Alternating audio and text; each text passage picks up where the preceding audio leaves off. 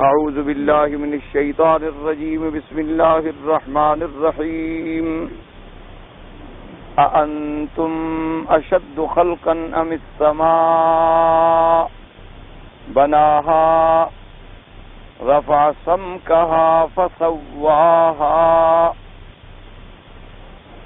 واغطش ليلها واخرج ضحاها والأرض بعد ذلك دحاها أخرج منها ماءها ومرعاها الجبال أرساها متاعا لكم ولأنعامكم.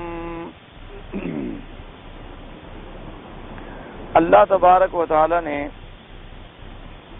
قرآن مقدس کے ان آیات مبارکہ میں جو سورۃ النازعات کی آیات ہیں، ان آیات میں دلائل کا ذکر فرمایا ہے اس بات بعث اور اس بات حشر اور نشر کے مسئلے پر. ایسا الحمدللہ آپ نے پہلے پڑھا ہے کہ اس سورت مبارک کا مضمون بھی اس بات بعد الموت ہے، اس بات معاد ہے، مسئلہ قیامت ہے، اس بات حشر اور نشر ہے. اور اسی طرح میں نے الحمدللہ متعدد بار آپ حضرات کی خدمت میں عرض کیا ہے کہ دو صفتیں ہمیشہ آپ دماغ میں رکھیں گے تو اللہ تبارک و تعالیٰ کی توحید کے سمجھنے میں بھی بڑی آسانی ہوگی اور قرآن پاک کے سمجھنے میں بھی انشاءاللہ بڑی آسانی ہوگی. اور وہ دو صفتیں کیا ہیں کہ کمال علم، کہ علم کامل بھی اللہ کی صفت ہے اور قدرت کامل جو ہے وہ بھی اللہ کی صفت. ساری مخلوق جتنا بھی ہے، اگر ساری دنیا کا علم بھی ہم علی سبیل المثال جمع کر لیں تو اللہ کے علم کے سامنے اس کی کوئی حیثیت نہیں. اس لیے قرآن پاک نے فرمایا کہ ہم نے بڑے علوم دیے. اللہ نے کتابیں بھیجی، اللہ نے قرآن نازل فرمایا، تورات بھیجی، تورات کو بھی تبیانا لکل شیء فرمایا، قرآن پاک کو بھی تبیانا لکل شیء فرمایا. لیکن اس کے بعد بھی یہ ارشاد فرمایا کہ وما اوتیتم من العلم الا قلیلا، کہ نہیں دیے گئے تم علم مگر تھوڑا. تو اب تھوڑے کا کیا معنی ہے؟ یعنی اللہ کے علم کے مقابلے پہ تھوڑا، ورنہ تو بڑے علم ہے. قرآن میں کتنے علوم ہیں، انبیاء علیہم السلام کو اللہ نے کتنے علوم عطا فرمائے جن کا کوئی شمار ہی نہیں. لیکن جب اللہ کے علوم کی نسبت کی جائے تو یہ علوم جو ہیں یہ محدود ہیں، یعنی ان کی ایک حد ہے، کہیں نہ کہیں یہ ختم ہو جاتے ہیں، اور اللہ کے علم کی کوئی حد نہیں. تو ایک چیز ہے جس کی کوئی نہ کوئی انتہا ہے، تو بہرحال چاہے فاصلہ کتنا لمبا ہو، 100 میل ہو تو ایک دن ختم ہو جائے گا، 1000 میل ہو تو ختم ہو جائے گا، لاکھ ہو، کروڑ ہو. لیکن ایک ہے کہ جس کی کوئی حد ہی نہیں، اس کا مقابلہ وہ محدود اور منتہی چیز تو نہیں کر سکتے. اور اسی طرح دوسری صفت ہمیشہ یاد رکھیں کہ قدرت کاملہ جو ہے وہ بھی میرے اللہ کی صفت، کہ جب چاہیں، جیسا چاہیں، جس کو چاہیں فرما دیں، وہاں صرف حکم کی دیر، وہاں تو صرف ارادے کی دیر ہے کہ ارادہ ہوا اور اس کے بعد کن فیکون، بس بات ختم. اب اسی طرح اللہ تبارک و تعالیٰ نے تمام کائنات کے بندے جتنے بنائے، مخلوق بنائی، جتنی مخلوق پیدا فرمائی ہے، تو سب کو کچھ نہ کچھ تو قدرت دی ہے نا، کچھ نہ کچھ تو طاقت دی ہے. کسی کو چلنے کی، کسی کو کھانے کی، پینے کی، سمجھنے کی، سونے کی، اٹھنے کی، بیٹھنے کی، یہ ساری قدرت ہے، طاقت ہے آپ کو. لیکن جب اللہ کی قدرت اور طاقت کے سامنے آئے تو کیا ہے؟ کچھ بھی نہیں. ہم چلتے ہیں لیکن ایک حد ہے، اس کے بعد چلنا ختم. ہم دیکھتے ہیں، ایک حد ہے، اس کے بعد دیکھنا ختم. ہم سنتے ہیں، ایک حد ہے، اس کے بعد سننا ختم.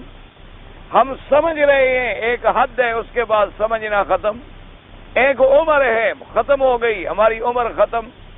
تو اس لیے ہر چیز جو ہے اس میں دو چیزوں پر جب آپ یعنی دماغ میں مضبوطی سے بٹھا لیں کہ علم کامل کا مالک بھی اللہ ہے اور قدرت کامل کا مالک بھی اللہ ہے، تو اس کے دو فائدے ہوں گے انشاءاللہ. ایک تو مسئلہ توحید سمجھ آئے گا، اور دوسری وجہ یہ ہوگی کہ جہاں قرآن مقدس کی آیات ہیں تو قرآن پاک کی تفہیم میں اور قرآن پاک کے سمجھنے میں بڑی آسانی ہوگی کہ علم کامل اور علم محیط جو ہے میرے اللہ کی صفت، اور اسی طرح قدرت کاملہ یہ بھی اللہ کی صفت. اب جتنی مخلوق ہے وہ تو عاجز ہے، جتنی مخلوق ہے وہ تو ضعیف ہے، جتنی مخلوق ہے وہ تو فقراء میں ہے، جتنی مخلوق ہے وہ محتاج ہے، چاہے انبیاء ہیں، اولیاء ہیں، ملک ہیں، فقراء ہیں، اللہ کے آگے، اللہ تبارک و تعالیٰ کے آگے عاجز ہیں، اللہ تبارک و تعالیٰ کے آگے سائل ہیں، اللہ تبارک و تعالیٰ کے آگے مملوک اور مخلوق ہیں. اصل قدرت کاملہ کا مالک صرف اللہ ہے، اسی کی بات. اسی بات کو دماغ میں رکھ لیں، انشاءاللہ کبھی شرک نہیں ہوگا. اللہ تبارک و تعالیٰ شرک سے محفوظ فرما دیں. کیونکہ جب آپ دیکھیں گے کہ انبیاء کو بڑی قوت ملی ہے، فرمائیں گے ہاں بھائی یہ ٹھیک ہے، بڑی شان ہے، لیکن اصل قدرت کا مالک اللہ ہے. بھائی اللہ تبارک و تعالیٰ نے اولیاء کو بڑی شان دی ہے، بڑے کرامات دیے، لیکن قدرت کاملہ کا مالک اللہ ہے. اللہ تبارک و تعالیٰ نے جی دیکھو جبریل کو اتنا علم عطا فرمایا، میکائیل کو اتنا علم عطا فرمایا، اسرافیل کو اتنا علم عطا فرمایا، ملک الموت کو اتنا علم عطا فرمایا کہ پوری دنیا میں آج جتنے بندوں نے مرنا ہے سب کا علم ہے اس کو کہ کہاں مرنا ہے، کس وقت مرنا ہے، کس وقت روح نکلنی ہے. اور پوری دنیا میں کتنے آدمی ایک دن میں مرتے ہیں، مشرق میں، مغرب میں، شمال میں، جنوب میں. اب بظاہر آدمی دیکھے تو حیران ہو جائے کہ بھی فرشتے کو اتنا بڑا علم، لیکن جب اس کو اللہ کے علم کے سامنے لے آئیں تو ختم. کیونکہ اس کو تو صرف ان کا علم ہے نا جنہوں نے آج مرنا ہے، جنہوں نے آج نہیں مرنا اس کا تو اس کو کوئی علم نہیں. پھر کل کا دن ہوگا، رات کا فیصلہ، گھنٹے کے بعد فیصلہ، منٹ کے بعد فیصلہ، وہ تو اللہ پھر علم عطا فرمائے، ورنہ وہ تو ختم. یا زیادہ سے زیادہ ان فرشتوں کو اللہ تبارک و تعالیٰ سال کی ایک 4 شیٹ دے دیتے ہیں کہ اس سال میں یہ ہونا ہے، لیکن اگلے سال کا تو وہ جانتے ہی نہیں کہ اگلے سال کس نے مرنا ہے اور کس نے پیدا ہونا ہے، اس کو کوئی پتہ نہیں. وہ تو ایک لیلۃ القدر کی رات میں آگے فیصلہ ہو گیا. اللہ نے 1 سال کے لیے ہر فرشتے کو اس کا چارٹ دے دیا کہ اس میں اس بندے کا رزق ہم نے بڑھا دیا، اس کا کم کر دیا، اس کی موت آ گئی، اس کے گھر میں بچہ ہوگا، اس کے گھر میں بچی ہوگی. وہ ایک 4 شیٹ مل گئی، لیکن اگلے سال کا مسئلہ تو ان کو پتہ ہی نہیں اگلے سال کیا ہوگا. اور اللہ کو تو جو قیامت تک ہونا ہے اور قیامت کے بعد ہونا ہے وہ بھی سارا علم ہے. اس لیے ہمیشہ ان 2 چیزوں کو، اب جب 2 چیزیں یہ دماغ میں آ گئی تو اب مسئلہ یہ تھا کہ قیامت کا ہونا برحق ہے، قیامت حق ہے، جنت حق ہے، نار حق ہے، میزان حق ہے، صراط حق ہے، مرنے کے بعد اٹھنا حق ہے، عذاب قبر حق ہے. اب جناب آپ دیکھیں نا وہی ایک بات دماغ میں کوئی کہ میاں عذاب قبر کیسا ہوتا ہے، آپ کہیں جی اللہ کا علم ہے، اللہ علم کامل کا مالک اللہ ہے، قدرت کامل کا مالک اللہ ہے، وہ چاہے تو عذاب دے سکتا ہے، وہ جانتا ہے، ہم تو نہیں جانتے. لیکن جب اس نے فرما دیا ہے تو ہمارا ایمان ہے. اس لیے آپ نے پچھلی آیات مبارکہ میں پڑھا تھا کہ اللہ نے موسیٰ علیہ السلام کا ذکر فرمایا کہ ان کو فرعون کے پاس بھیجا گیا کہ فرعون نے سرکشی کی ہے، اس کو آپ دعوت دیں، اللہ کی طرف بلائیں اور اس پر یہ دلائل اور اپنے معجزات اور اپنی نشانیاں دکھلائیں. اور نشانیاں دکھلانے کے بعد لیکن ایمان وہی لے آئے گا جس کے دل میں اللہ کا ڈر ہوگا. ان فی ذلک لعبرۃ لمن یخشی. تو اب مضمون چل رہا تھا کس بات کا، وہی قیامت کا. تو اب اسی طرف پھر آیات مبارک جو تھی اپنے اصل موضوع کی طرف لوٹ آئیں.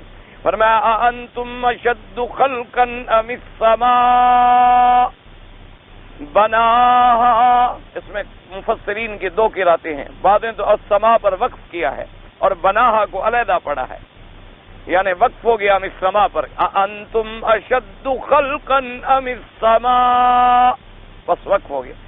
بناہا علیحدہ پڑھا. اور بعد نے فرمایا کہ نہیں، ام السماء بناہا جو ہے وقف و بناہا پہ کرتے ہیں. انتم اشد خلقا ام السماء بناہا رفع سمکہا فسواہا. تو دونوں قراتیں ہیں قراء کی، اور دونوں قراتیں ٹھیک ہیں، کوئی ایسا اس میں اختلاف اور تعارض نہیں ہے، قراءتان صحیحتان فبأیتہما قرأ القاری فمصیب، جس قرات کو بھی پڑھ لے آدمی الحمدللہ ثم الحمدللہ وہ ٹھیک ہے۔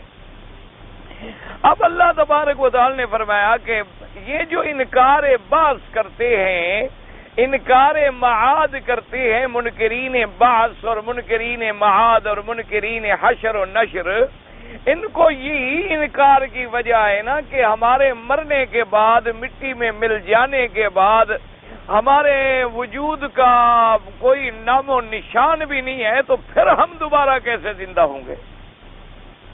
ان کو سب سے بڑا انکار تو اسی بات پر ہے کہ جی ہم مر گئے، اچھا ہندو ہے تو جل گیا، اور آدمی ہے تو قبر میں دفن ہو گیا، اور جناب 1 سال 2 سال 10 سال 20 سال گزر گئے، اب قبر کھودیں کچھ بھی نہیں ہے، مٹی بھی نہیں مل رہی، ہڈیاں بھی نہیں مل رہی، وہ کفن کے کپڑے بھی نہیں مل رہے، اور پھر یہ ہے کہ اس زمین پر جو اللہ کا نظام چل رہا ہے، کبھی بارشیں آ گئیں، کبھی پانی آ گئے، کبھی طوفان آ گئے، کبھی زلازل آ گئے، تو وہ چیزیں اپنی اپنی جگہ سے خدا جانے بہ کے کہاں چلی گئیں اور کہاں جا پہنچی، اور پھر آپ کہتے ہیں کہ اللہ ہمیں دوبارہ کھڑا کر دے گا۔ اس لیے سب سے بڑا انکار جو تھا مشرکین کو، منکرین بعض کو، مکذبین کو، تو یہی تھا۔ تو اس پر اللہ تبارک و تعالیٰ آپ اپنے دلائل کا ذکر فرماتی ہیں، انتم اشد خلقا من السماء۔ اللہ نے فرمایا میرا مدنی صلی اللہ علیہ وسلم آپ ان کو فرمائیں، ان کافروں کو، منکرین بعض کو، کہ بھئی تمہاری خلقت جو ہے وہ بہت بڑی ہے یا آسمان؟ کیا معنی ہے؟ یعنی ایک بندہ ہے، چلو کتنا بڑا ہوگا؟ زیادہ سے زیادہ 6 فٹ، 7 فٹ، 20 فٹ، 50 فٹ طول عرض معلوم ہے، اتنا سا ایک بندہ ہے، ایک انسان ہے۔ اللہ نے فرمایا تم بڑے ہو یا آسمان بڑے ہیں؟ صاف بات ہے کہ آسمان بڑا ہے، اس میں تو کوئی اندھا بھی نہیں کہہ سکتا نا کہ میں آسمان سے بڑا ہوں۔ اگر تم بڑے ہو تو چلو آسمان کو ذرا ہاتھ تو لگاؤ، چھو کر تو دکھاؤ مجھے آسمان۔ اگر تمہارا علم بڑا ہے تو ذرا مجھے آسمان کا طول و عرض تو بتاؤ کہ کتنے لمبا چوڑا ہے آسمان۔ تمہارے معلومات نے، تمہارے علوم نے بڑی ترقی کر لی ہے، تو ذرا آسمان کے طول و عرض میں بھی تو بات کرو کہ کتنا ہے۔ تو آدمی لامحالہ اقرار کرتا ہے کہ جی بندہ کیا ہے، بندے تو پہاڑ بھی بڑے ہیں، بندے سے تو جناب یہ آسمان تو بہت بڑا ہے۔ تو اللہ نے فرمایا تو جو اتنی بڑی مخلوق کو بنانے پہ قادر ہے، وہ اتنی ذرہ سی مخلوق کو نہیں بنا سکتا دوبارہ؟ اللہ نے فرمایا کیسے لوگ ہو تو کہ آسمان جو ہے اتنی بڑی مخلوق ہے کہ جس کے طول و عرض کا بھی آج تک ہمیں پتہ نہیں چلا اور نہ چل سکتا۔ تو جو خدا بند قدوس اتنی بڑی مخلوق کو پیدا کرنے پہ قادر ہے، وہ ایک چھوٹا سا بندہ۔ اسی لیے علماء نے لکھا ہے، کتابوں میں آتا ہے کہ اللہ تبارک و تعالی نے جب بی بی مریم علیہ السلام کو اپنی قدرت سے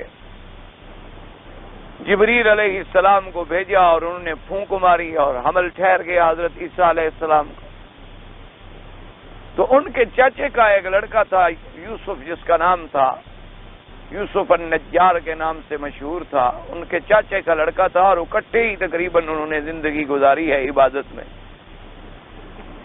اور تقریباً بعض کتابوں کی روایات میں یہ بھی ملتا ہے کہ اگر اللہ کو منظور ہوتا تو آئندہ یعنی رشتہ بھی اسی کے ساتھ ہونا تھا بی بی صاحبہ، کیونکہ وہ چاچے کا بیٹا تھا، اور دونوں حضرت زکریا علیہ السلام کی پرورش میں تھے اور دونوں اللہ کی عبادت میں مشغول رہتے تھے۔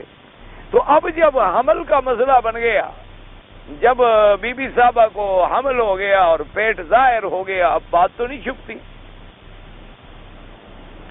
تو اب جناب وہ سوچے ان کے چاچے کا لڑکا کہ میں کیسے برداشت کروں اور کیا پوچھوں تو کیا پوچھوں، آخر یہ حمل کیسے آ گیا۔ پھر جب بی بی مریم کی عبادت پہ نظر ڈالے، اس کے تقوی پہ نظر ڈالے، اس کے بچپن کی کرامات پہ نظر ڈالے کہ جس کے کھانے کے لیے اللہ نے آسمانوں سے اور جنت سے پھل بھیجے ہوں، اور جس کی تربیت کے لیے اللہ نے اپنا نبی حضرت زکریا مبارک معین فرمایا ہو، اور جس کے 24 گھنٹے مصلی پہ اور عبادت پہ اور محراب میں گزرتے ہیں، اللہ کے ذکر میں گزرتے ہیں، اور 1 منٹ کے لیے پھر وہ بیوی مجھ سے علیحدہ بھی نہیں ہوتی۔ زیادہ سے زیادہ بیوی صاحب ایک مکان میں چلے گئے، سو گئے تو میں باہر سو گیا۔ تو اب میں بات کروں تو کیسے کروں، اور نہ کروں تو کہ مجھ سے صبر نہیں ہوتا۔ ایک چیز بھی تو ظاہر ہے، حمل بھی تو ظاہر ہے، وہ بھی تو نہیں چھپتا۔ تو فرماتے ہیں کہ ایک دن باہر تشریف لے جا رہے تھے بی بی صاحبہ بھی اور ان کا چچا زاد بھائی بھی۔ تو اس نے کہا کہ بی بی صاحبہ ایک بات ہے، کئی وقت سے میری زبان پہ آتی ہے اور میں اس کو بڑا کنٹرول کرتا ہوں، لیکن میں مجبور ہو گیا، اب مجھ سے صبر نہیں ہو، اگر تم اجازت دو تو میں بات کہہ ڈالوں، کیونکہ اب مجھ سے برداشت تو ہوتا نہیں۔ تو بی بی صاحبہ نے فرمایا کہ ہاں بات کہو، لیکن اچھی بات کہنا، کوئی بری بات نہ کہنا۔ انہوں نے کہا بی بی صاحبہ میں آپ سے ایک سوال پوچھتا ہوں کہ دنیا میں کوئی پھل جو ہے، کوئی سبزی ہے، پھل ہے، گندم ہے، بغیر بیج کے بھی پیدا ہوتا ہے، اور کوئی درخت بغیر گٹھلی کے اور بغیر پانی کے بھی پیدا ہوتا ہے، اور کوئی بندہ بغیر مرد کے، کوئی بچہ بغیر مرد کے، بغیر باپ کے بھی پیدا ہوا ہے۔ یہ کیا بات ہے؟ میں کیا دیکھ رہا ہوں کہ یہ آپ کا حمل کہاں سے آ گیا؟ تو بی بی صاحبہ نے فرمایا کہ بس اتنی سی بات ہے۔ انہوں نے کہا ہاں۔ انہوں نے فرمایا جی یہ بات ٹھیک ہے آپ کی کہ درخت بغیر گٹھلی کے پیدا نہیں ہوتا، لیکن سب سے پہلے جو اللہ نے گٹھلی کو پیدا کیا، درخت کو پیدا کیا، اس وقت گٹھلی کہاں تھی؟ آخر کوئی پہلا بیج تو پیدا ہوا ہے نا، اس بیج کو کس نے پیدا کیا؟ اس کے بعد ہی سلسلہ چلا ہوگا نا۔ اللہ نے جو پہلا درخت پیدا فرمایا تو اس وقت کون سا پانی تھا؟ اللہ نے جب سب سے پہلا بندہ پیدا فرمایا تو اس وقت ماں اور باپ کہاں تھے؟ اب جناب کہتے ہیں کہ بھائی میرے پاس کوئی جواب ہی باقی نہ رہا، اور پھر بی بی صاحبہ نے کہا اچھا یوں بات کرو، مجھے ایک بات سمجھاؤ، یعنی تمہارے عقیدے کا مطلب یہ ہوا کہ بغیر گٹھلی کے درخت پیدا نہیں ہوتا، بغیر بیج کے گندم پیدا نہیں ہوتی، یعنی مقصد ہے اللہ بھی بیج کا محتاج ہے تب گندم پیدا کر سکتا ہے، بیج نہ ہو تو اللہ گندم بھی پیدا نہیں کر سکتا۔ اللہ گٹھلی کا محتاج ہے، پہلے خدا کو گٹھلی ملے پھر درخت پیدا کرے گا۔ اگر خدا کو گٹھلی نہ ملے، اسے کہا لا حول ولا قوت، میں یہ تو نہیں کہتا، اللہ کی تو شان ہے جو چاہے۔ نے کہا جب شان ہے تو پھر مجھ سے کیوں پوچھتے ہو؟ اگر اللہ کی شان ہے جو چاہے، جیسا چاہے، جب چاہے، تو پھر اس کی مرضی، یہ تو پھر اس کا معاملہ ہے، میں تو اس میں کچھ نہیں کہہ سکتی۔ تو فوراً چپ ہو گئے۔ اب اللہ کی قدرتوں کا جب کمال سامنے آیا تو بات ختم ہو۔ اللہ تبارک و تعالیٰ کی اظہار کمال قدرت کا بیان آیا کہ اللہ نے تو اگر آدم علیہ السلام کو بھی تو پیدا فرمایا ہے، نہ باپ ہے، نہ ماں ہے، نہ مرد ہے، نہ عورت ہے۔ پھر اللہ تبارک و تعالیٰ نے بی بی حوا کو بھی تو پیدا فرمایا، مرد ہے لیکن عورت نہیں ہے، ان کی بائیں پسلی سے بی بی حوا کو نکال لیا۔ اسی لیے تو بی بی حوا کو حوا کہتے ہیں نا، کہ زندہ انسان سے نکالی گئی۔ حوا حی سے ہے، مادہ اس کا حی ہے کہ وہ زندہ، کیا معنی ہے؟ ایک زندہ انسان، آدم علیہ السلام سو رہے ہیں، اچھا، اور سوتے ہوئے انسان میں کمال قدرت دیکھو کہ اتنا بڑا سیزر ہو گیا، آپریشن ہو گیا، اندر سے ایک عورت نکل آئی اور آپ کو پتہ ہی نہیں سو رہے۔ جب آنکھیں کھلی تو دیکھا کہ ایک عورت بیٹھی، اللہ میں یہ کون ہے؟ انہوں نے کہا یہ تو بیوی ہے تمہاری۔ عجیب بات ہے، میری بیوی کہاں سے نکل آئی؟ اللہ نے فرمایا اسکن انت وزوجک الجنہ، ہم نے اسی لیے تو بنایا کہ ذرا لیسکن الیہا، کوئی سکون پکڑو، تسکین ملے، تمہیں راحت ملے، تمہیں آرام ملے۔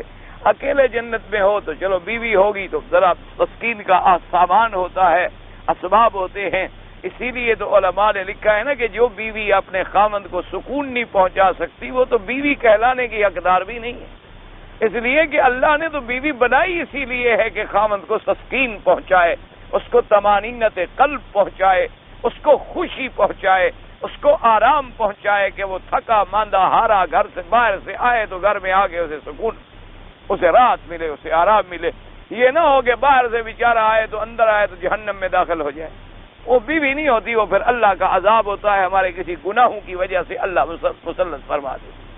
اصل میں گناہوں کی سزا کبھی باہر سے ملتی ہے، کبھی اندر سے ملتی ہے، کبھی بیوی نافرمان ہو گئی، کبھی بچے نافرمان ہو گئے، کبھی اولاد نافرمان ہو گئی، کبھی بھائیوں میں جھگڑے ہو گئے، کبھی جناب ماں باپ میں اختلاف پیدا ہو گیا، گھر کے اندر ایک جہنم بن گیا، اور پھر وہ اتنا بڑا عذاب ہے کہ اس کا آپ مقابلہ نہیں کر سکتے۔ آپ بیٹے کا کیا مقابلہ کریں؟ آپ بیٹے کو نقصان پہنچائیں تو باپ کا نقصان، آپ اگر بیوی کو نقصان پہنچائیں، اس کی بے عزتی کریں، مارے تو باہر جائے گی تو جلوس تو آپ کا نکلے گا۔ تو اس لیے یہ ایک اصل وجہ کیا ہوتی ہے، یہ عذاب ہیں، انواع من العذاب ہیں، اللہ کے عذاب کی قسمیں ہیں، کبھی وہ باہر سے عذاب دیتے ہیں، کبھی وہ گھر سے عذاب دیتے ہیں، اور جن پہ اللہ کی رحمت ہو جاتی ہے ان کے گھروں میں سکون ہوتا ہے، سکون کا گہوارہ ہوتے ہیں، طمانینت کا گہوارہ ہوتے ہیں، خاوند گناہوں سے محفوظ ہے، بیوی گناہوں سے پاک ہے، آپس میں انڈرسٹینڈنگ ہے، مفاہمت ہے، ایک دوسرے کے دکھ درد کا احساس ہے، ایک دوسرے کی عزت کا احساس ہے، جائیداد کا، مال کا، گھر کا احساس ہے، اور خاوند کو پتہ نہیں ہوتا اور عورتیں بیویاں گھر بنا دیتی۔ خاوند بیچارے کو تو پتہ نہیں ہوتا، وہ تو غریب سارا دن اپنی ڈیوٹی پہ ہے، کام پہ، اس نے کیا گھر بنانا ہے غریب۔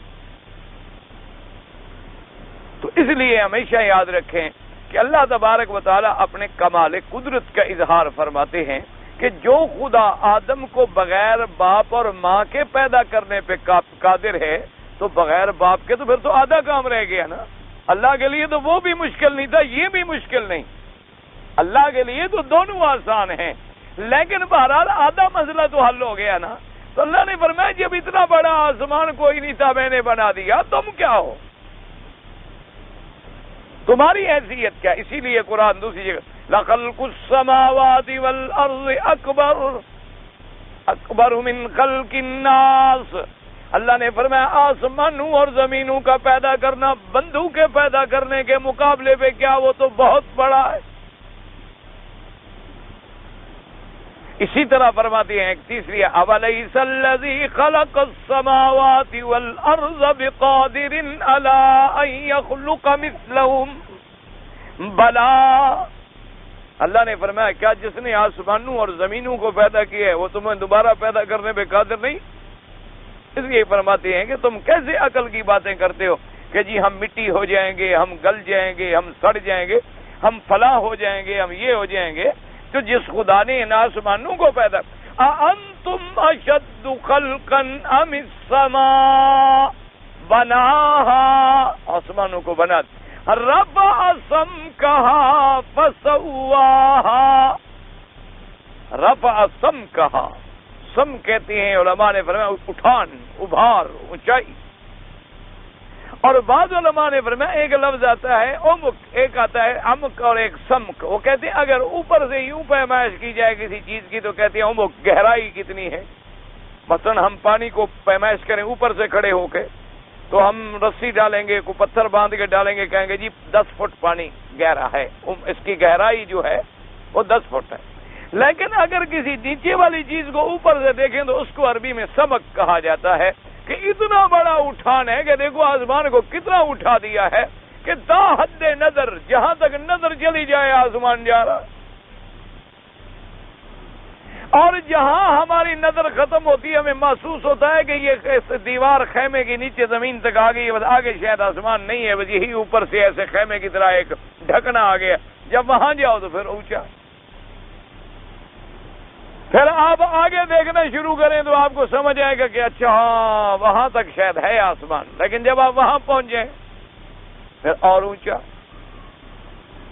اور فرمایا کہ پھر ہم نے بنایا کیسا، کبھی اس پہ بھی تو غور کرو کہ میں نے آسمان اور زمینوں کو بنایا کیسا، کہ ما ترى فی خلق الرحمن من تفاوت فارجع البصر هل ترى من فطور ثم ارجع البصر کرتین. اللہ نے فرمایا کہ دیکھو میں نے جو آسمان پیدا فرمایا ہے، کیا کبھی اس میں بھی تو نے کوئی دیکھا ہے کہ کوئی دراڑیں پڑ گئی ہوں، کوئی شگاف پڑ گئے ہوں؟ تم لوہے کی عمارتیں بناتے ہو، وہ بھی 100 سال کے بعد گر جاتی ہیں. تم بڑے بڑے گارڈر بناتے ہو لوہے کے، وہ بھی گس جاتے ہیں. میں نے تمہارا ایک چمڑا بنایا، یہ بھی نہیں گسا 100 سال. تم بڑے بڑے اسٹیل کے اور بڑے بڑے عجیب عجیب دھاتوں کے اسپرنگ بناتے، ان کو بھی اگر ایک آدمی بیٹھ جائے اور یوں یوں کرتا رہے 10ویں دن ٹوٹ جائے گا. پر میں میرے اسپرنگ اور جوڑ لگے ہوئے دیکھو 100 سال تک کام کر رہے ہیں، کوئی جگہ ڈھیلا ہے. میں نے تمہارے ایک چمڑا بنایا، نرم سا ایک چمڑا، وہ 100 سال گستا نہیں. اگر کسی آدمی کا پاؤں تو 6 مہینے کے بعد تو یہاں تک آ جائے گا، چل ہی نہ سکے. اور اسی طرح فرمایا کہ میں نے جو آسمان بنایا، حل تری من فطور، کیا تم نے اس میں کوئی شک دیکھا، کوئی دراڑ دیکھی، کوئی سوراخ دیکھا؟ کبھی اس کو رنگ کرنے کی ضرورت پیش آئی، کبھی پالش کی ضرورت پیش آئی. کبھی جناب اس کو بنانے کے لیے تم ایک مکان کی چھت بناتے ہو، ہر سال چیک کرتے ہو، مہندسین بلاتے ہو، کبھی رنگ کرا رہے ہو، کبھی چونے کرا رہے ہو، کبھی اوپر سے پلسٹر کرا رہے ہو، کبھی سیمنٹ لگا رہے ہو، کبھی کچھ کر رہے ہو، پھر بھی جناب دیکھتے ہو تو اگلے سال بارش زور کی آ جائے، پانی آ رہا. اللہ نے فرمایا کہ میری چیز بنی ہوئی دیکھو، جب اتنی بڑی چیزوں کے بنانے پہ میں قادر ہوں، اور کتنا میں نے اس کو اٹھایا ہے، کتنا میں نے اس کی اٹھان اور ابھار بلند کی ہے کہ زمین سے پہلے آسمان تک 500 سال کا سفر کرو تو تب پہنچو گے. اتنی بلند چیز میں نے بنائی ہے. رفع سمکہا فسواہا، اور پھر میں نے اس کو برابر کی. ایسا برابر بنایا ہے کہ جہاں سے جا کے دیکھو برابر، جہاں سے جا کے دیکھو برابر ہے. اور بعض علماء نے فرمایا برابر کا معنی ہے اس میں کوئی کسی قسم کا نقص نہیں. اور پھر تم ایک دیوار بناتے ہو، ایک مستری پلستر کرتا ہے، جہاں پلستر اس نے آج ختم کیا اور دوسرے دن شروع کرے گا، وہ کبھی نہیں ملتا. آپ کو نظر آئے گا کہ یہ کام کل ختم ہو گیا تھا، کیونکہ وہاں تک تو سیمنٹ سوکھ جاتا ہے، آگے پھر وہ نیا شروع ہو رہا ہے. پھر اس کے اوپر جناب سنپرا کریں گے اور پھر رنگ کر کے اس کو چھپا دیں گے کہ پردہ پڑ جائے اور ہمیں نظر نہ آئے، ورنہ وہ اندر کھڑا ہے، داغ وہ موجود ہے، وہ کبھی جڑتا نہیں. اللہ نے فرمایا تم 1 میٹر میں پلسٹر نہیں کر سکتے ہو، اور ہم نے اتنا بڑا آسمان بنا کے سجا دیا ہے، اور آسمانوں پہ اتنی بڑی مخلوق بسا دی ہے، اور پھر آسمانوں کو ستاروں سے ہم نے زینت بخش دی ہے، پھر ہم نے چاند اور سورج سے اس کو منور کر دیا ہے. اتنی بڑی چیزیں دیکھنے کے بعد تم اتنی چھوٹی سی مخلوق میری قدرت کو چیلنج کرتی ہوگی. ہم کیسے بنیں گے دوبارہ؟ ہم کیسے دوبارہ اٹھائے جائیں گے؟ اس لیے اللہ تبارک و تعالی نے آسمان پر، اور عام طور پر دلائل میں آپ دیکھیں گے آسمان اور زمین کا زیادہ ذکر ہوتا ہے. اس کی وجہ یہ ہے کہ آدمی زمین پہ چلتا ہے اور آسمانوں کے نیچے رہتا ہے. اگر آدمی گردن اٹھائے تو آسمان نظر آئیں گے، اور جھکائے تو زمین نظر آئے گی. اسی لیے جیسے کہ عالم عرب کے اندر جبکہ قرآن اترا ہے تو عام لوگوں کی کیا تھی کہ وہ بیچارے زیادہ سے زیادہ اونٹوں پہ سفر کرتے تھے، اور اونٹوں پہ سفر کرنے والا آدمی جب جنگل میں جا رہا ہو تو اس کے سامنے کیا ہوتا ہے، یار اونچے اونچے پہاڑ آئیں گے، نیچے دیکھے گا زمین ہوگی، اور اوپر نظر دوڑائے گا تو چمکتے ہوئے ستارے اور آسمان ہوگا. اس لیے خداوند قدوس نے انسان کو جھجوڑا ہے کہ افلا ينظرون الى الابل كيف خلقت والى السماء كيف رفعت والى الجبال كيف نصبت والى الارض كيف سطحت. اللہ نے فرمایا کیا تم نہیں دیکھتے ہو کہ ہم نے اس اونٹ کو کیسے پیدا فرمایا؟ صرف ایک اونٹ پہ غور کر لو جو تمہارے گھر میں جانور بندھا ہوا، اسی پہ غور کر لو کہ ہم نے ٹانگیں کتنی لمبی بنائی، اس کی گردن ہم نے کتنی لمبی بنائی، اس کا پیٹ ہم نے کیسے بنایا، کوہان ہم نے کیسی بنائی، اور کتنا بڑا سرکش جانور ہے. اور تیرے لیے میں نے کیسے مسخر کر دیا ہے کہ تیرے چھوٹے چھوٹے بچے جو ہیں اس کو جناب رسی ڈال کے چلا رہے. چھوٹے چھوٹے بچے جو ہیں وہ اس کے اوپر بیٹھے اور بھگا رہے ہیں اس کو. اور آج کل تو جو اونٹ بہت زیادہ بھاگنے والے ہیں ان پر بٹھاتے چھوٹے بچوں کو. یعنی اس لیے کہ وزن کم ہو اور وہ زیادہ دوڑے. اگر بڑا آدمی ہوگا تو اس کا وزن تو آخر بڑھے گا نا. وزن جب بڑھے گا تو لازمی بات ہے کہ اس کے بھاگنے میں کچھ فرق آئے گا. تو اللہ نے فرمایا کہ صرف اسی اونٹ پہ دیکھ لو، اسی پہ غور کر لو تو میری قدرت تو تمہیں اسی سے سمجھ آ جائے. اور پھر تم وہ بوجھ لادے ہوئے ہو، آگے جا رہے ہو، اور وہ جناب مست آ رہا ہے، اور ایک صحرا کا سفینہ ہے جو چلا جا رہا ہے، اور ایک دفعہ تم اسے پانی پلا دو اور 3 دن تک پانی نہ ملے، وہ تمہارے ساتھ چل رہا ہے بغیر کسی شکایت کرنے. اللہ نے فرمایا اس پہ کبھی تم نے غور کیا؟ اس لیے فرماتی ہے کہ رفع سمکہا فسواہا. اور آگے جناب فرماتی ہے کہ اغطش لیلہا. ان سب کی نسبت آسمان کی طرف کیوں کر دی گئی؟ اس لیے کہ رات اور دن کا تعلق جو ہے وہ سورج کے ساتھ ہے، کہ سورج طلوع ہوگا تو دن ہو گیا، اور سورج ڈوب گیا تو رات آ گئی. اس لیے اس کا نسبت جو ہے اس کو آسمان اور زمین کی طرف کر دی گئی، کیونکہ اس کا تعلق اللہ تبارک و تعالی نے یوں ہی بنایا ہے کہ سورج طلوع ہوتا ہے تو دن ہو جاتا ہے، اور سورج غروب ہوتا ہے تو دن ختم ہو جاتا ہے. تو اس لیے اس کی نسبت کر. وَأَغْطَشَ لَيْلَهَا وَأَخْرَجَ ضُحَاهَا. اللہ نے فرمایا کہ پھر دیکھو ہم نے کیسے اندھیری بنائی رات اس کی، کہ آسمان بنا دیا ہم نے، اور پھر اس کے اندر اندھیری بنائی ہم نے رات. عین کمال روشنی کا وقت ہوتا ہے. اس لیے یاد رکھیں، ایک تو ہوتا ہے نا اشراق، کہ جب سورج نکلتا ہے، اس لیے فرق لکھا ہے علماء نے اشراق میں اور ضحیٰ میں. انہوں نے کہا اشراق تو وہ ہوتا ہے کہ جب شروع کے شمس ہوتا ہے، طلوع شمس ہوتا ہے، وہ اشراق ہو گیا. اور ایک وقت ہے ضحیٰ کا. ضحیٰ کا معنی یوں سمجھ لیں کہ 9-10 بجے، جسے عربی حضرات یوں مثال دیتی ہیں کہ جب اونٹنی کے پاؤں جلنے لگے، یعنی زمین گرم ہونے لگے، زمین پہ اتنی گرمی آ جائے کہ اب جانور کو بھی محسوس ہونے لگے، تو وہ ضحیٰ کا وقت ہوتا ہے. اور وہ وقت ایسا ہوتا ہے کہ عین سورج اپنے جوبن پہ ہوتا ہے، کیونکہ پھر تو زوال آئے گا نا. پھر ضحیٰ کے بعد جو ہے پھر تو زوال آئے گا. 12 بجے استوا ہو جائے گا، برابر ہو گیا سایہ، اور اس کے بعد پھر ڈھلنا شروع ہو گیا، زوال آ گیا. پھر ڈھلتے ڈھلتے ڈھلتے غروب آ جائے گا، تو پہلے طلوع آ جائے گا. تو ضحیٰ کا وقت جو ہے وہ عین روشنی کا وقت ہوتا. اللہ نے فرمایا اغطشا کا معنی بھی اندھیرا ہے. اصل میں اغطشا غطشا کا مادہ سے اس کا معنی بھی اندھیرا ہے، کہ اس کی رات کو ہم نے کیسے اندھیرے والا بنایا، اور دن کو ہم نے کیسا روشن اس سے نکالا ہے. کیونکہ دن اور رات کا تعلق بھی اسی گردش شمس و قمر کے ساتھ ہے، اسی لیے اللہ تبارک و تعالی نے اس کو بھی آسمانوں کے ساتھ ذکر فرما دی. اور اس کے بعد فرماتی ہیں وَالْأَرْضَ بَعْدَ ذَلِكَ دَحَاهَا. وَالْأَرْضَ بَعْدَ ذَلِكَ دَحَاهَا. اور زمینوں کو دیکھو کہ ہم نے اس کے بعد کیسے بچھایا. دَحَاهَا مَنَ بَسَطَهَا. تو اب ان آیات مبارکہ سے یاد رکھیں، یہ سمجھ آتا ہے کہ آسمان پہلے بنائے گئے اور زمین بعد میں، کیونکہ یہاں آسمان کا ذکر پہلے آیا ہے اور زمین کا ذکر جو ہے وہ بعد میں آیا ہے. لیکن سورۃ حامیم سجدہ میں یا اور آیات میں اگر غور کریں تو وہاں یہ معلوم ہوتا ہے کہ ثم استوى الى السماء. وہاں یہ معلوم ہوتا ہے کہ اللہ تبارک و تعالی نے پہلے زمین کو پیدا فرمایا اور اس کے بعد پھر آسمانوں کو پیدا فرمایا. تو وہاں ترتیب یوں معلوم ہوتی ہے کہ زمین پہلے بنائی گئی اور آسمان بعد میں بنایا گیا. اور یہاں آیات مبارک سے ترتیب یوں معلوم ہوتی ہے کہ آسمان پہلے بنا ہے اور زمین بعد میں بنی ہے. تو بظاہر جو ہے وہ تعارض معلوم ہوتا ہے، حالانکہ تعارض نہیں ہے.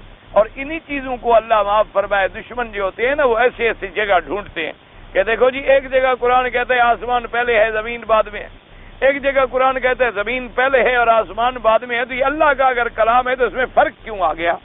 دشمن ایسے باتوں کے انتظار میں بیٹھے ہوتے ہیں، وہ ڈھونڈتے ہیں اللہ معاف کرے کہ قرآن میں ایسی کوئی بات ملے اور ہم حملہ کریں اللہ کے کتاب پر. تو اس بات کو سمجھیں کہ اصل میں یہ تعارض نہیں ہے.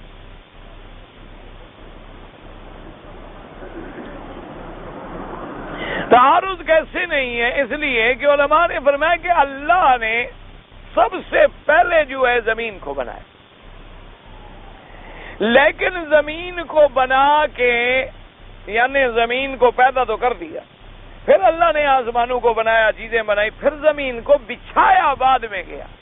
اس کی مثال یوں سمجھ لیں جیسے آج کل تو خیر رواج نہیں رہا، ورنہ پہلے دور میں آج کل بھی بہرحال کچھ گھرانے تو ہوں گے خوش نصیب جن کے گھروں میں روٹی پکتی ہو، ورنہ آج کل تو دور نہیں رہا نا، آج کل تو سارا مسئلہ آ گیا نا بازاروں کا کہ کسی شریف آدمی کے گھر میں روٹی پکے یہ تو مسئلہ ہے۔ اور آج کل کی عورتیں تو خیر روٹی پکانا ہی نہیں جانتی، وہ اگر پکائیں تو کبھی ہاتھ جلا دیا، کبھی یہ کر دیا، 2-3 دفعہ جو ہاتھ جلائے تو خاوند بھی کہہ دیتا ہے چھوڑو یار خواہ میں بازار سے لے آؤں گا، جان چھوٹ گئی۔ تو ورنہ پہلے جو ہوتا تھا جب لوگ گھر میں روٹی پکاتے تھے، آپ نے دیکھا ہوگا نا کہ آٹا گوندا جاتا ہے، آٹا گوندنے کے بعد پھر اس کا پیڑا بنتا، پیڑا بنا کے پھر عورت اس کو پھیلاتی ہے اور پھر اس کو جا کر وہ ڈالتی ہے توے پہ پکنے کے لیے۔ تو زمین کا مادہ پہلے پیدا کیا گیا، جیسے آٹا گوند کے رکھ دیا جائے کہ اس میں خمیر اٹھ جائے کہ باقی کام کر لیں گے اور روٹی بعد میں ہم بنا لیں گے۔ تو اللہ نے زمین پہلے پیدا فرما دی تاکہ اس کے اندر بھی خمیر آ جائے، اور آسمانوں کو پیدا فرمانے کے بعد اب زمین کا مادہ تیار ہو چکا تھا تو پھر اللہ تبارک و تعالی نے بعد میں اس کو پھیلا دیا۔ اس لیے قرآن پاک کی دونوں آیات میں کوئی تعارض نہیں ہے۔ اور اب اس کی مثال ایسے ہو گئی کہ زمین کی مثال ماں کی بن گئی اور آسمان کی مثال جو ہے وہ باپ کی بن گئی۔ جیسے ہر چیز کے جوڑے ہوتے ہیں نا، ہر چیز کا اللہ نے جوڑا پیدا کیا ہے، تو یہ آسمان و زمین بھی گویا ماں اور باپ ہے۔ جیسے باپ اور ماں کا پانی اکٹھا ہو تو پھر بندہ پیدا ہوتا ہے، اسی طرح آسمانوں سے پانی برستے ہیں تو زمینیں بھی پھر اپنے پھل اگاتی ہیں۔ اس لیے اللہ تبارک و تعالی نے ان کو بھی گویا کہ وہی ایک جوڑے والی کیفیت عطا فرما دی ہے، تو پہلے جو تھی وہ زمین پیدا کی گئی۔ اور بعض روایات احادیث مبارکہ سے ہمیں یہ معلوم ہوتا ہے کہ زمین کو بھی پیدا کرنے سے پہلے 2000 سال قبل اللہ نے اپنا کعبہ بنایا۔ بعض احادیث مبارکہ سے یہ بھی ملتا ہے کہ زمین کے پیدا کرنے سے بھی پہلے، اور کتنا 2000 سال پہلے۔ اور اس لیے کہ وہ احادیث کی روشنی میں یہ معلوم ہوتا ہے کہ پہلے ایک پانی تھا، اس پانی پر یہ جہاں کعبۃ اللہ ہے وہی ایسے جیسے ایک بلبلا کھڑا ہو، ایک بلبلے کی طرح علامت تھی کہ یہ اللہ کا گھر ہے، اللہ کا کعبہ ہے۔ اور پھر اللہ نے زمین کو پیدا فرمایا اور پھر اسی جگہ سے زمین کو بچھایا گیا، یعنی زمین کو پھیلایا جب گیا ہے تو اسی کعبۃ اللہ کی جگہ سے پھیلایا گیا۔ اس لیے علماء نے فرمایا کہ گویا یہ اللہ کا کعبہ جو ہے صرف معنوی طور پہ نہیں بلکہ حقیقتاً بھی یہ مرکز ارض ہے، مرکز زمین ہے اور بنیاد ہے۔ اور ہر چیز جیسے اپنے مرکز سے قائم ہوتی ہے، مرکز نہ ہو تو ہر چیز ختم۔ آپ دیکھیں نا پہلے یہاں کوئی سینٹرلی نقطہ بنائیں گے نا، نقطہ لگانے کے بعد آپ پلکار گھمائیں گے، اب مرکز ہی نہ ہو تو پھر دائرہ تو خود بخود ختم ہو گیا، کیونکہ جب مرکز متعین نہ ہو تو دائرے کی تو کوئی حیثیت ہی نہیں ہوتی۔ تو اس لیے اللہ تبارک و تعالیٰ نے اس گھر کو اتنی بڑی عظمت بخشی ہے، اتنا بڑا یعنی عزت بخشی ہے کہ سب سے پہلے بھی اسی کو پیدا کیا گیا اور زمین پوری کو بھی یہیں سے بچایا گیا۔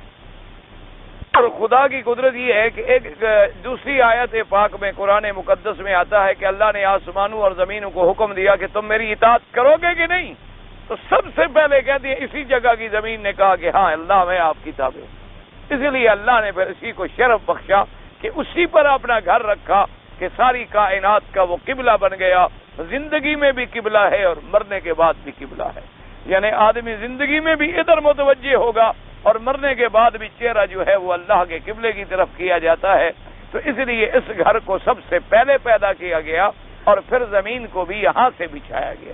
اس لیے علماء فرماتے ہیں والارض بعد ذلک دحاھا، تو اب یوں سمجھیں کہ زمین پہلے پیدا ہوئی پھر آسمان، لیکن زمین کا بسط جو ہے بچھانا جو ہے یہ آسمانوں کے پیدا کرنے کے بعد ہوا۔ اس لیے دونوں قرآن پاک کی آیات میں جو ہے وہ کوئی تعارض نہیں ہے، جیسے کہ حضرت ابن عباس رضی اللہ تعالی عنہ نے بھی اپنی تفسیر مبارک میں ارشاد فرمایا ہے کہ اللہ نے پہلے پیدا کیا زمین کو، پھر اللہ نے پیدا فرمایا آسمان، اور اس کے بعد یہ ہے کہ یہ بھی یاد رکھیں کہ بعض علماء نے فرمایا ہے یعنی روایات کی روشنی میں کہ زمینیں بھی 7 ہیں، وہ تو قرآن بھی کہتے 7 سماوات ہیں اور 7 ارضین ہیں، لیکن ایک بات جس کا متعدد بار ذکر آیا ہے روایات میں کہ زمین جو ہے 7 زمینیں ایک جنس سے ہیں، یعنی ایک ہی چیز سے ہیں، یعنی جو بھی اللہ نے چیز بنائی ہے مٹی ہے وہ ایک ہی جنس ہے، لیکن آسمان جو ہے 7 وہ کہتی ہیں وہ مختلف ہیں۔ مختلف ہیں کیا مانا کہ بعض آسمان مثلا سونے سے ہیں، بعض چاندی سے ہیں، بعض پیتل سے ہیں، بعض تانبے سے ہیں، بعض مکفوف ہیں، بعض موج سے ہیں، مختلف چیزوں سے بنائے گئے ہیں۔ اس لیے علماء نے فرمایا کہ آسمانوں کا جو ہے کہ 7 آسمان ہیں تو ہر آسمان کی جنس الگ ہے، لیکن زمینیں 7 ہیں، ان سب کی جنس جو ہے وہ ایک ہے۔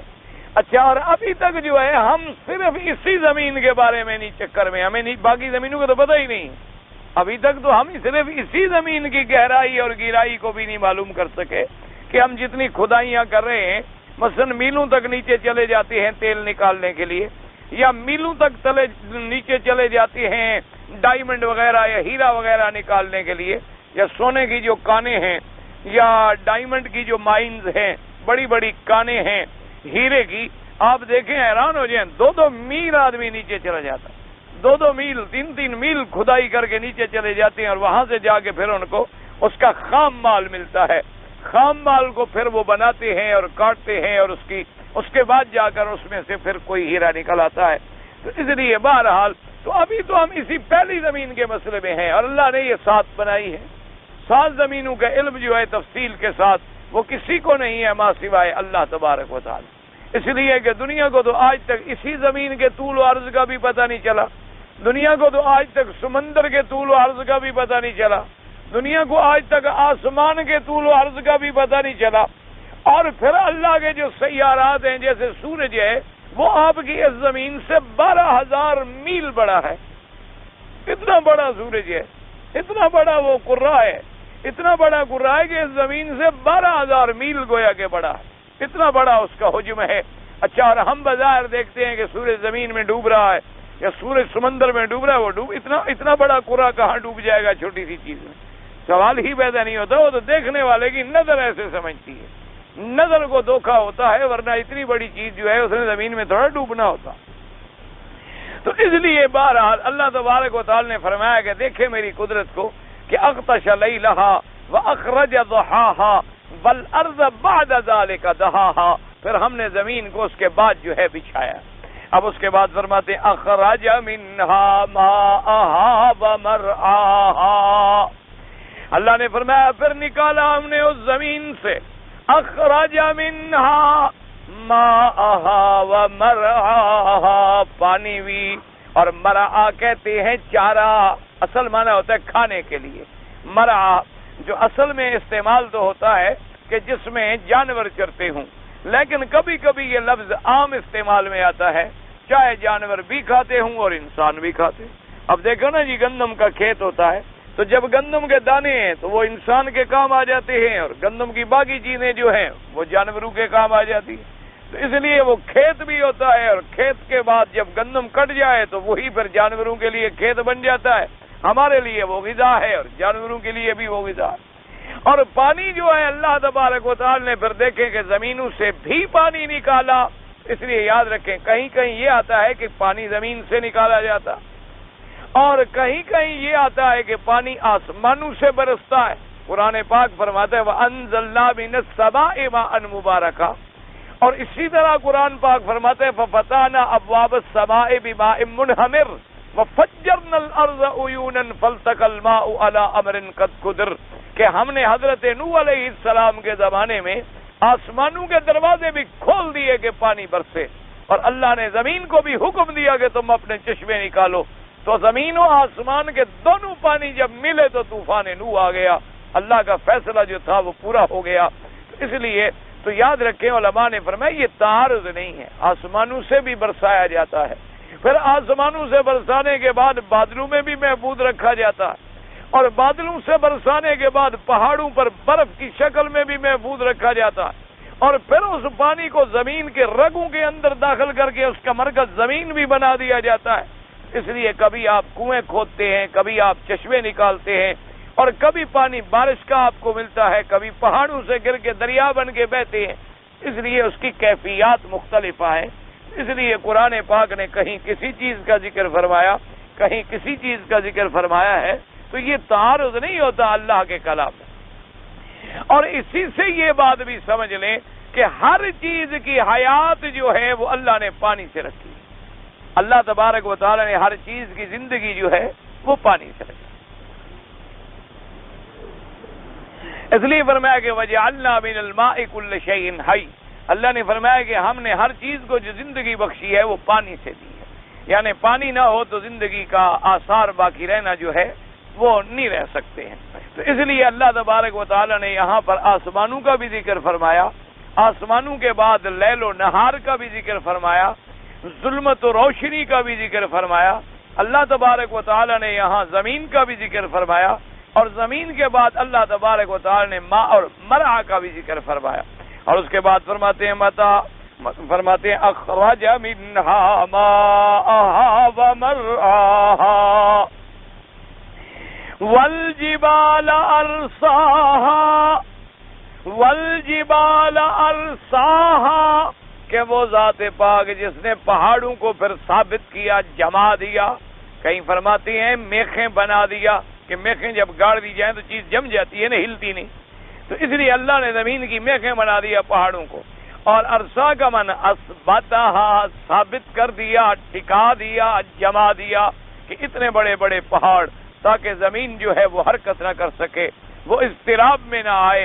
اگر زمین میں حرکت ہو تو بندہ نہیں رہ سکتا، تو اس لیے اللہ تبارک و تعالی نے اس کو قرار بخشا، اللہ تبارک و تعالی نے اس کو قرار دیا ہے۔ باقی یہ جو بحثیں ہیں نا جی، یاد رکھیں، جو سائنسدانوں کی بحثیں ہوتی ہیں، ہر انسان جو آدمی اللہ پہ ایمان رکھتا ہے نا جی، اس کا تو یہ ایمان ہونا چاہیے کہ جو قرآن و حدیث مبارک میں ہے وہ حق ہے، بس جو اللہ اور اللہ کے رسول فرما دیں، کتاب اللہ اور سنت رسول اللہ صلی اللہ علیہ وسلم میں آ جائے وہ حق، بس اتنی ایمان رکھیں آپ۔ باقی یہ ہماری تحقیقات ہیں، ہمارے تو علوم ناقص ہیں، ہمارا تو کوئی پتہ نہیں، اور اللہ نے ان ابحاث کا قرآن میں اشارہ بھی نہیں فرمایا، بس اس لیے کہ اس کی ہمیں ضرورت بھی نہیں۔ آپ دیکھ لینا جتنے لوگوں نے مثلا چاند پر جناب ڈورے ڈالے اور جناب خلا پہ کنٹرول، نتیجہ کوئی ہے، اس کا کوئی فائدہ ملا کسی؟ اس لیے ان ابحاث میں اللہ پاک نے اشارہ نہیں کیا۔ ان کا کیا ہے، یہ تو کبھی کہتے ہیں کہ جی زمین جو ہے وہ سورج کے گرد گھوم رہی ہے، اور کبھی کہتے ہیں کہ نہیں، سورج جو ہے وہ زمین کے گرد گھوم رہا ہے۔ پہلے تو ان کا نظریہ یہ ہے کہ سورج اپنی جگہ پر ہے، زمین جو ہے وہ اس کے ارد گرد میں گھومتی ہے۔ وہ کہتے ہیں یہ چاند گرہن وغیرہ بھی اسی لیے ہوتا ہے کہ وہ زمین آگے آ جاتی ہے تو اندھیرا ہو جاتا ہے۔ اچھا، اب جناب ان کے کچھ سائنسدان کہتے ہیں کہ نہیں، زمین تو اپنی جگہ پر ہے، چاند سورج اس کے ارد گرد گھوم رہے ہیں۔ اور اب ایک تیسرا نظریہ بھی آ گیا دنیا میں کہ نہیں، سورج چاند بھی گردش کرتے ہیں اور زمین بھی گردش کرتی ہے۔ انہوں نے کہا وہ بھی اپنی ایک حرکت میں ہے اور زمین بھی اپنی ایک حرکت میں ہے، لیکن ہر کسی کی حرکت جو ہے اس حرکت کا فرق ہے۔ کیا معنی اس کی؟ یوں مثلا مثال سمجھ لو، آپ نے دیکھا ہوگا مثلا کوئی چھوٹا سا ایک بیرنگ ہو نا جی، اس کے اوپر آپ ایک بڑا سا تخت لگا دیں، تو اب بیرنگ کی حرکت جو ہے وہ تو بڑی محدود ہوگی نا، اوپر کتنا چکر لمبا بنتا جائے گا، اس کے اوپر اور زیادہ کو بڑا پھٹا لگا دیں تو اس کا چکر جو ہے وہ اور زیادہ بڑھتا چلا جائے گا۔ یا جیسے موٹر میں آپ دیکھتے ہیں، اندر آپ دیکھتے ہیں نا اس کے لگے ہوتے ہیں جس کے اوپر وہ پھرتا ہے، اس کا قطر دیکھیں کتنا ہے، پھر اس کے بعد ویل کا دیکھیں کتنا ہے، پھر اس پر ٹائر ٹیوب اور ہوا بھرنے کے بعد اس کا قطر کتنا بن جاتا ہے، اور اندر گھومنے والا جو اصل مقام ہے اس کو دیکھیں وہ کتنی سی جگہ ہے۔ اس لیے بعد اب جناب وہ کہتے ہیں، کبھی کہتے ہیں، اب کہتے ہیں کہ دونوں چیزیں گھوم رہی ہیں۔ تو ہمارا تو ان باتوں پر ایمان ہے جو اللہ نے قرآن اور حدیث میں بیان فرما دی ہیں، باقی صرف عقل کو تھکانے والی باتیں ہیں۔ آدمی دوڑتے دوڑتے دوڑتے آخر یہی کہے گا کہ جو اللہ کہتا ہے وہ ٹھیک ہے، آخر انجام اسی بات کا نکلے گا کہ اب دیکھا نہیں جناب کہ جن لوگوں نے خدا کے قانون کے مطابق قانون کے مقابلے پہ کمیونزم بنایا تھا اور بڑے بڑے جناب انقلاب لائے تھے، انجام دیکھا کہ انہی لوگوں نے جناب ان کے بتوں کو جن کو وہ دیواروں کے لیے سجایا تھا اور عقیدت کا اظہار کرتے تھے، وہی خود جناب کلاڑے لے کے گرا رہے ہیں، ابراہیم خلیل کی سنت ادا کر رہے ہیں، کافر۔ جیسے حضرت ابراہیم علیہ السلام نے بتوں کو توڑا، اللہ فرمایا تمہارے ہاتھوں سے میں انہیں دلیل کراؤں گا، دیکھ لو تم اپنے ہاتھوں سے اپنے خنجر سے خودکشی کرو، اپنے خنجر سے تم خود اپنی موت مرو گے۔ اور اب دیکھیں کفر چاہتا ہے کہ بھئی کوئی مسلمان سر اٹھا کے نہ چل سکے، اللہ ہر جگہ اسلام کو قوت دے رہا ہے، یہ کیا کر لیں گے؟ تو یہ تو اللہ کا اپنا ایک نظام ہے، اللہ کی قدرتیں۔ ہمارا ایمان تو اسی پر ہے جو اللہ نے فرمایا، ہمارا ایمان تو اسی پر ہے جو کتاب اللہ اور سنت رسول اللہ صلی اللہ علیہ وسلم میں ثابت ہے، وہ حق ہے۔ باقی تخیلات ہیں، آراء ہیں، افکار ہیں، اسی طریقے سے خیالات ہیں، وہ ان کا کوئی وہ قابل حجت نہیں ہے۔ آدمی جتنا دوڑے، جہاں تک دوڑے، انجام یہی نکلے گا کہ اللہ حق، اسی کا فرمان حق، اسی نے جو فرمایا ہے وہ حق ہے اور اسی کی قدرت ہے۔ وہ جب چاہتا ہے تو ابابیلوں سے چاہے تو ابرہا کے ہاتھیوں کو مروا دیتا، وہ جب چاہتا ہے اللہ تبارک و تعالیٰ تو کمزوروں سے بڑی طاقت والوں کو مٹا دیتا، وہ جب چاہتا ہے اللہ تبارک و تعالیٰ تو چند نہتے لوگوں سے بڑی بڑی قوتوں کی طاقتوں کو اور غرور کو ملیا میٹ کر دیتا۔ اس لیے اللہ تبارک و تعالیٰ جب اس نے چاہا تو موسیٰ علیہ السلام کو فرعون کے گھر میں پیدا کر دی، اور جناب خود فرعون بھاگا پھر رہا ہے، موسیٰ علیہ السلام کو اٹھا رہا ہے، پتہ نہیں اسی نے تو میرا ستیہ ناش کرنا ہے، پتہ نہیں ہے کہ اسی نے تو آ کر میری غرق ہونے کا اور میری تباہی کا ذریعہ بننا ہے۔ اس لیے اللہ کا نظام چلے گا اور ہمیں اسی کی ذات پر ایمان ہے۔ باقی دنیا جھوٹی باتیں ہیں کرتی رہے، 2 سال 4 سال 10 سال 20 سال 50 سال، انجام کیا ہوگا؟ نہیں، اسلام ٹھیک کہتا ہے، اللہ کا فرمان ٹھیک، لیکن اس وقت ہم نے مانا، جب ماننے کا وقت نکل گیا تو کیا فائدہ ہوا؟ سمجھدار قومیں وہ ہوتی ہیں جو ان چیزوں پر غور کرنے کے بعد فوراً اللہ کے راستے پہ آ جاتی اور ہدایت کو اپنا لیتی ہیں، اور قرآن و سنت کی روشنی میں آنے کے بعد اپنے منزلیں اور اپنے راستے متعین کر لیتی ہیں۔ اور جو قومیں بعد میں کہیں گی جب وقت گزر جائے گا تو پھر کیا فائدہ ہوگا؟ پھر تو کوئی فائدہ نہیں۔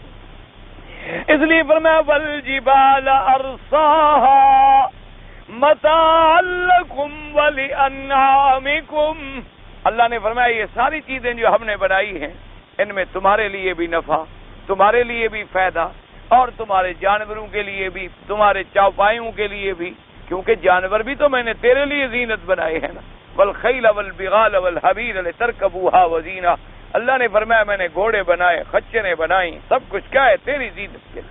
کسی پہ تو سواری کرتا ہے، کسی پہ تو برداری کرتا ہے، کسی کا تو گوشت استعمال کر رہا ہے، کسی کی تو اون استعمال کر رہا ہے، کسی کا تو دودھ استعمال کر رہا ہے، کسی پہ تو سواریاں کر رہا ہے، اور دنیا کو دکھانے کے لیے آدمی لے آتا ہے کہ جناب دیکھیں میرے پاس کیسے کیسے گھوڑے ہیں، کیسی کیسی بھینسیں ہیں۔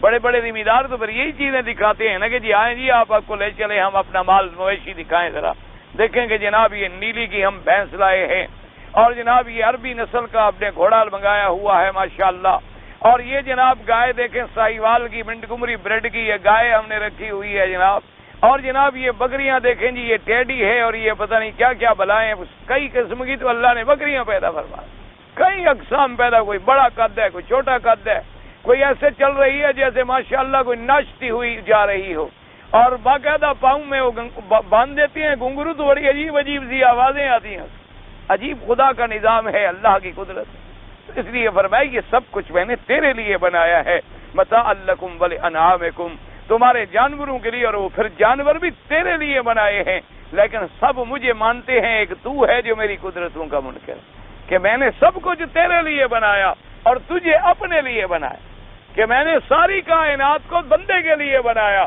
اور تجھے بنایا اپنی عبادت کے لیے، لیکن میری ہر چیز تیری خدمت میں لگی ہوئی ہے، اور انسان اتنا ناشکرا ہے کہ کبھی غیروں کے سجدے کرتا ہے، کبھی زندوں کو سجدے کرتا ہے، کبھی مردوں کو سجدے کرتا ہے، کبھی بندوں کو سجدے کرتا ہے، کبھی جانوروں کو سجدے کرتا ہے۔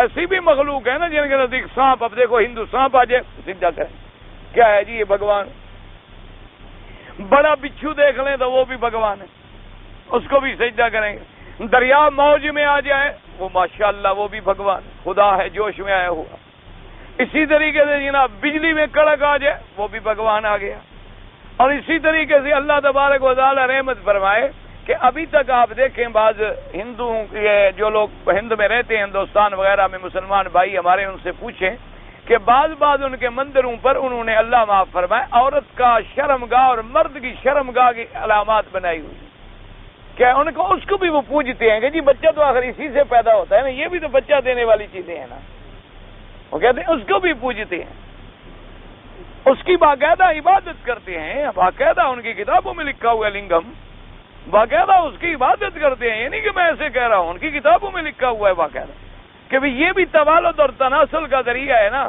اسی لیے آپ مسلمان نہیں کرتے پیران دیتا، کیوں رکھتے ہیں پیران دیتا؟ نہ کیا معنی ہوتا ہے پیران دیتے کا؟ اللہ اکبر، یہی ترجمہ ہوتا ہے پیران دیتا کا؟ کیا معنی ہے؟ آخر آپ مجھے خود بتائیں پیر بخش کا کیا معنی ہے؟ تو اگر ہم کہہ سکتے ہیں پیر نے دیا ہے، وہ بھی کہتے ہیں بھگوان نے دیا، فرق کیا ہے ان میں ہم میں؟ یعنی رام چندر جی کہتا ہے بھگوان نے دیا ہے اور ایک مسلمان کہتا ہے ہمیں پیر نے دیا، یعنی وہ بھی خدا سے نہیں مانتا، وہ بھی خدا سے نہیں مانتا، بات تو ایک ہی ہے، بات تو ایک ہی ہے۔ ہم ان پر ہنستے ہیں کہ جناب وہ ایسا کرتے ہیں، ہمارے ملک میں بھی ایسا موجود ہے، وہاں باقاعدہ نعوذ باللہ مردوں کے اعضائے تناسل لکڑیوں کے بنے ہوئے بکتے ہیں، باقاعدہ بکتے ہیں اور عورتیں لے آتی ہیں جن کو حمل نہ ہوتا۔ مسلمان ہے، اللہ معاف کرے۔ اچھا، اور آپ نے دیکھا ہوگا فوٹو میں ایک بزرگ کی تصویر بنی ہوتی ہے، وہ یہاں جانگیا پہن کے بیٹھے ہیں اور باہر کوے ہیں، جی کوے کی سرکار ہے، خود ننگا بیٹھا ہے۔ ایسا بھی بزرگ کوئی ہوتا ہے دنیا میں جو ننگا بیٹھا ہے؟ دکھانے والے پر بھی لعنت ہوتی ہے، دیکھنے والے پر بھی لعنت ہوتی ہے۔ حضور نے فرمایا کہ جو آدمی اپنے ننگ کو ظاہر کرے، دیکھنے والے پر بھی اللہ کی لعنت ہے اور دکھانے والے پر بھی اللہ کی لعنت ہے، اور یہاں سے لے کر سرہ تک یہ تو ننگ ہے، چھپانا ضروری ہے، اور اس کو جناب باقاعدہ جانگیا بھی یہاں تک پہنایا ہوا ہے شریف آدمی، اور بٹھایا ہوا بھی اکڑو ہے، ہر طرف جناب کوے بیٹھی ہے، کوے والی سرکار ہے، یہ بلیوں والی سرکار ہے۔ وہ خدا کے بندے، یہ کو مسلمانوں کے عقیدے کہ بلیوں والی سرکار کیا ہے؟ وہ جی بلیوں کو روٹی ڈالتا ہے، بلیوں کی خدمت کرتا ہے، بندے ختم ہو گئے ہیں بلیاں پالنے کا، اللہ نے حکم دیا۔ یہ کون سی بزرگی ہے؟ خدا کا خوف کرو۔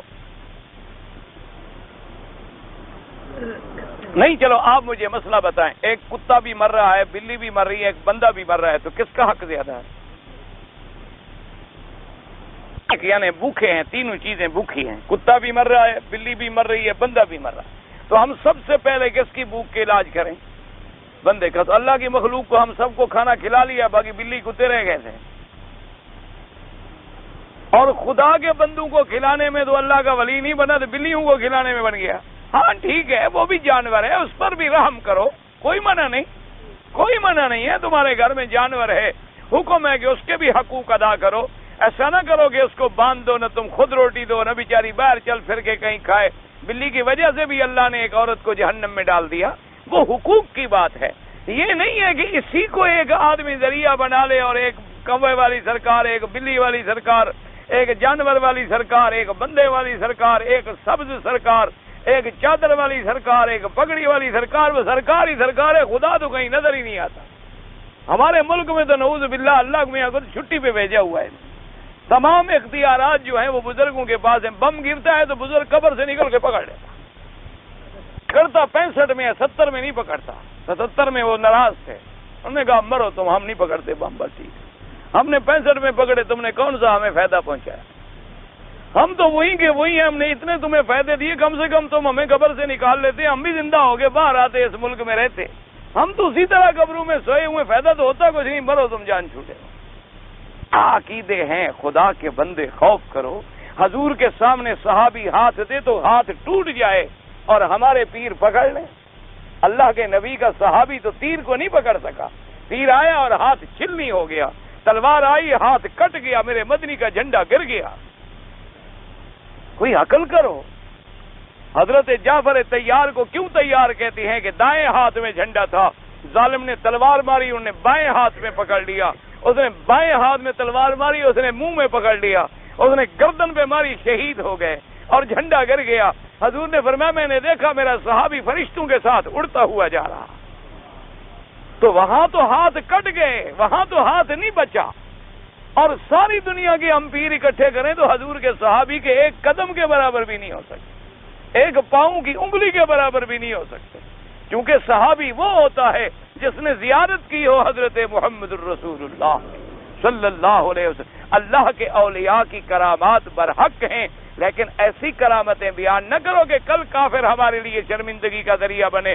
وہ کہے اللہ کے بندے وہی تمہارے پیر بھی ہیں، وہی تمہارے مزاریں بھی ہیں، وہی تمہارے بزرگ بھی ہیں، اب انہوں نے کیوں نہیں پکڑا؟ تو وہی بات کرو جو حق ہو، وہ بات نہ کرو جو بعد میں اسلام کی شرمندگی کا ذریعہ بنے. اسلام میں جنگ ہوتی ہے، فتح بھی ہوتی ہے، شکست بھی ہوتی ہے، نفع بھی ہوتا ہے، نقصان بھی ہوتا ہے. کبھی مسلمان جیت جاتا ہے، کبھی کافر جیت جاتا ہے. ہمارا کام ہے اس کے عذاب سے ڈرتے رہیں، اس کی رحمتیں مانگتے رہیں. اللہ تبارک و تعالی مسلمانوں کی حفاظت فرمائے. اللہ تبارک و تعالی آپ کو ہمیں بھی صحیح عقیدہ نصیب فرمائے. کہتے ہیں جی کہ 10 سال کے بچے کو علیحدہ کرنے کا حکم ہے اور کمرہ ایک ہے. بھئی 10 سال کے بچوں کے حکم یہ ہوتا ہے کہ ان کو علیحدہ رکھیں. اگر جگہ ہے کہ ایک آدمی کے پاس جگہ نہیں ہے، اس کا بستر علیحدہ بنا دو، جتنی احتیاط کر سکتے ہو کرو. ایک آدمی غریب ہے، اس کا کمرہ ہی ایک ہے، تو اب یہ تھوڑا ہے کہ وہ 10 سال کے بچے کو لوگوں کے گھر میں چھوڑا ہے. وہ مقصد یہ ہوتا ہے علیحدہ کرنے کا کہ اب ماں باپ بے تکلفی والی بات نہ کریں جو پہلے 5 سال میں ہوتی تھی. 5 سال میں وہ چھوٹا تھا، 10 سال کے بعد اب وہ بڑا ہو گیا ہے، تو اب اس کے ساتھ وہ قرب، وہ تعلق، وہ بات نہ رہے جو پہلے تھی. یہ معنی نہیں ہوتا کہ ضرور 2 کمرے بناؤ. غریب ہے بیچارہ، ہوتا ہی ایک کمرہ ہے. ہمارے یہاں تو غریبوں کے پاس کمرہ بھی نہیں ہوتا، وہ ایک کٹیا سی سال سی بنی ہوتی ہے اور بیچاروں نے گھاس پھوس اوپر ڈال کے زندگی گزار. ہمارے یہاں تو بیچارے کیا ہے، جھوپڑیوں میں ہوتے ہیں بیچارے، جھوپڑیوں میں زندگیاں گزرتی ہیں. 7-10 منزلیں محل کھڑے ہوتے ہیں اور نیچے جھوپڑی میں بیچارے زندگی گزار رہے ہیں. اسی فٹ پاتھ پہ جھوپڑی ہوتی ہے، پیدا بھی اسی میں ہوتا ہے، شادی بھی اسی میں ہوتی ہے، مرتے بھی اسی میں، اسی سے جنازہ نکل جاتا ہے جو اللہ نے لکھا. اس لیے یہ کیا بات، یہ کوئی ضروری نہیں کہ ہم 10 کمرے بنائیں. مقصد ہوتا ہے کہ احتیاط کریں.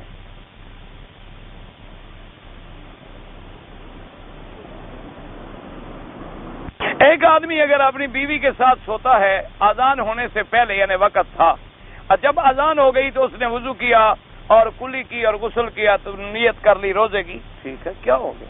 اگر غسل نہ بھی کرے تب بھی نیت کرتا روزے کی، روزہ تب بھی ہو جائے. کیوں؟ سوال یہ ہے کہ وقت میں اللہ نے بیوی سے ملنا حلال کیا. جب وقت تھا تو وہ میاں بیوی ملے، اب وقت بھی ختم ہو گیا، وہ بھی فارغ ہو گئے. اب اگر اس نے فرض محال غسل نہ بھی کیا ہو تب بھی نیت کی ہو تب بھی روزہ ہو جائے گا. تو اس نے تو ماشاءاللہ غسل بھی کر لیا، اب نیت بھی کر لی، نماز بھی پڑھ لی، کوئی شبہ کی سوال ہی پیدا نہیں.